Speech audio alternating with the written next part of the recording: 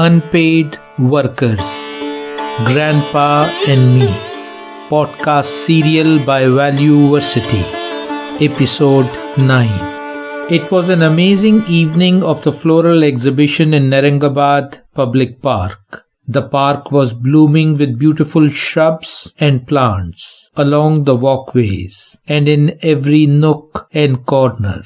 Nicely arranged stalls were decorated with fresh flowers of various varieties. One of the stalls was entirely dedicated to fresh fruits, and the display was superb.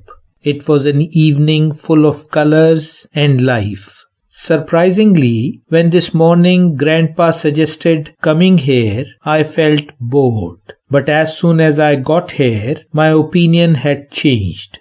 When we had enough of walking around in various exhibition areas, we decided to settle in a nice restaurant. While we were eagerly waiting for our order of samosa, aloo chaat and orange juice, Grandpa said, "Mamdu flowers are wonderful embellishments, but they are very useful to us humans and the world. What you see on them, the bees, creeping insects, and flying butterflies, are getting their food from the sweet flower juice nectar. At the same time, they take the pollen from the male part called stamen from the inside of the flower and pass it on to the female part called the pistil.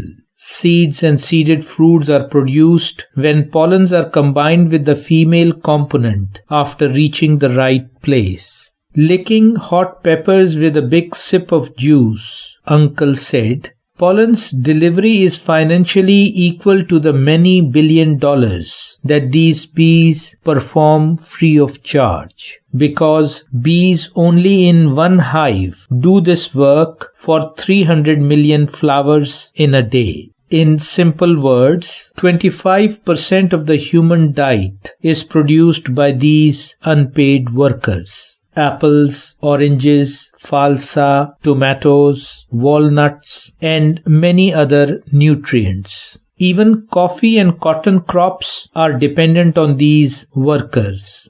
Yani Appa took a deep breath to enjoy the fragrance of the fresh flowery bangles in her wrists and said, "For the proliferation and sustainability of trees and jungles, the seeds need to be scattered to far and remote areas, where there is a fertile land, ample supply of water, and adequate sunshine. They devise interesting methods for their journey. Some seeds are so light or surrounded by thin fibers that the wind blows them away. Some, like maple seeds, have wings to fly naturally. Few fly to faraway destinations in the intestine of the birds who have eaten them, or walk miles with land animals. Some travel far and wide, wrapped in animal fur and hair. The journey of coconut is so amazing. It swims hundreds of miles across the oceans and reaches remote islands." To be continued. Valueversity. Shariq Ali.